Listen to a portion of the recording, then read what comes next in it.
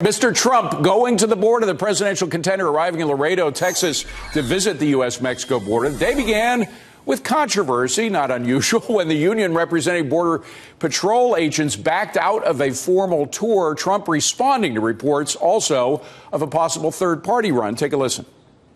I want to run as a Republican.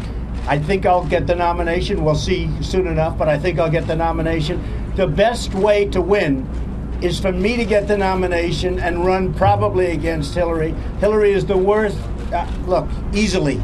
She's the worst Secretary of State in the history of our country. She's going to be beaten, and I'm the one to beat her.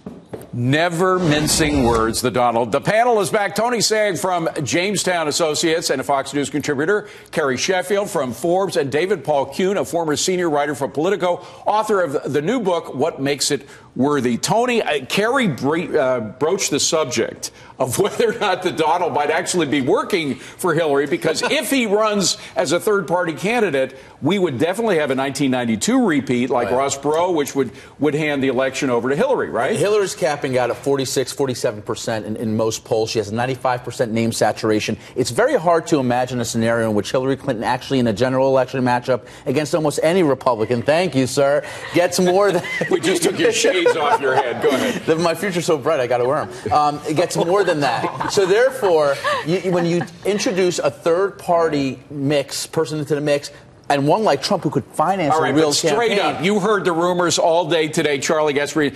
Do you think there's some sort of conspiracy where Trump is working for Hillary? No. I highly doubt it. I don't think he's that disciplined. All right, let's talk about what happened at the border today, because you had all these Hispanic Americans surrounding Donald Trump, him saying that Mexican Americans love America. We should point out, by the way, I know a lot of people don't like to hear this. The Donald certainly doesn't. But this is a guy who hires more illegal immigrants. I used to work in the restaurant business, and there are more illegal immigrants in the restaurant business, casino business, than perhaps any other particular business, maybe construction as well, which, of course, also the Donald is involved in.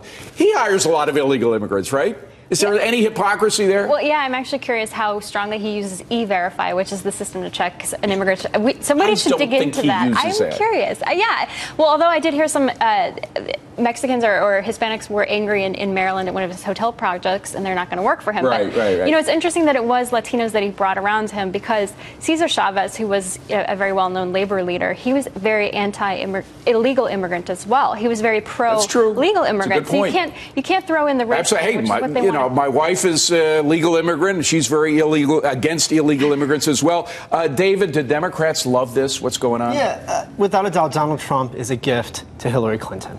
And absolutely, we can't say it enough. If he were to go third party, Hillary Clinton will be the next president. Well, we know that, but even what he's doing now... What he's doing right now, first of all... Some people say it's good for the Republicans. It collects their hardcore base. You say no. It's not good for the Republicans. It's certainly awful for Ted Cruz and Rand Paul. It takes that Washington energy. What's also interesting about what you bring up is that at when the primary debates start, Trump will have to answer some of these questions about hypocrisy, and Ted Cruz might pose that. Remember, there are 10 people on the panel. There may not be time to ask. There certainly won't be any follow-up questions. Thanks, guys. We appreciate you coming.